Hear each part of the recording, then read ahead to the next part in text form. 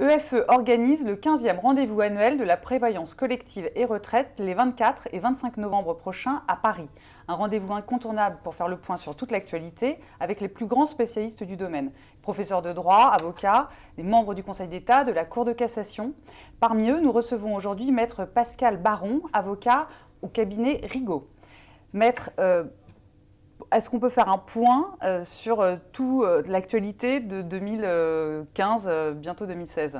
Alors, faire un point sur toute l'actualité aujourd'hui, ça va être un petit peu compliqué. En revanche, on peut noter deux thèmes qui mobilisent particulièrement les intervenants de la protection sociale complémentaire ces derniers temps. Le premier thème, c'est l'entrée en vigueur toute prochaine, au 1er janvier 2016, de la généralisation de la complémentaire santé. On pensait avoir réussi à résoudre les principales difficultés liées à cette entrée en vigueur prochaine. Et finalement, la publication d'une circulaire par l'ACOS pendant l'été a soulevé de nouvelles questions.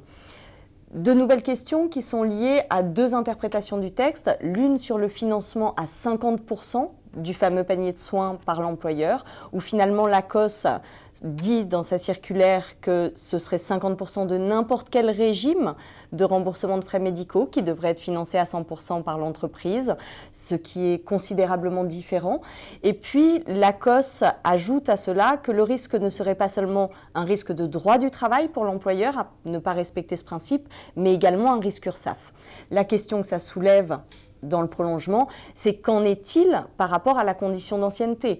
Aujourd'hui, on sait que la généralisation de la complémentaire santé implique qu'il n'y ait plus de condition d'ancienneté dans un régime de remboursement de frais médicaux. Est-ce que si une telle condition est maintenue dans un dispositif, cela entraînera la même conséquence que celle envisagée par l'ACOS en matière de financement du régime, à savoir un risque de redressement URSSAF ? La question est ouverte, même si on pense d'ores et déjà avoir quelques bribes de réflexion. Un deuxième thème, aujourd'hui un petit peu chaud, est celui des désignations et des recommandations. On pensait être arrivé à la fin de ce feuilleton et finalement, la très récente publication du rapport Libaud soulève de nouvelles questions et on se demande si le législateur ne se saisira pas, rapidement ou pas, impossible de le dire, d'une possible réintroduction des co-désignations dans le Code de la sécurité sociale. Alors, concernant un autre thème, celui des contrats responsables, comment se déroule la mise en place ?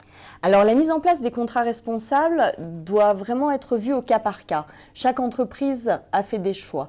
Certaines d'entre elles ont décidé de tenter de bénéficier de la période transitoire jusqu'au plus loin, c'est-à-dire le 31 décembre 2017. Mais attention au piège de cette période transitoire, car toute modification d'un régime va nécessiter une sortie, ou plutôt va conduire à une sortie de cette période transitoire. Et comme je le disais, finalement, c'est peut-être la généralisation de la complémentaire santé et les interprétations fournies par l'ACOS cet été qui vont un petit peu précipiter les entreprises vers l'application du nouveau cahier des charges des contrats responsables.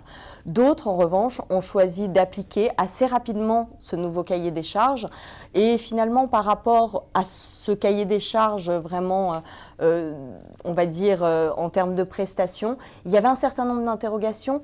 Une partie d'entre elles ont été levées dans la circulaire de la direction de la sécurité sociale, notamment la question des contrats socles et surcomplémentaires qu'on avait largement évoqué lors du rendez-vous de l'année dernière. Maître, je vous remercie.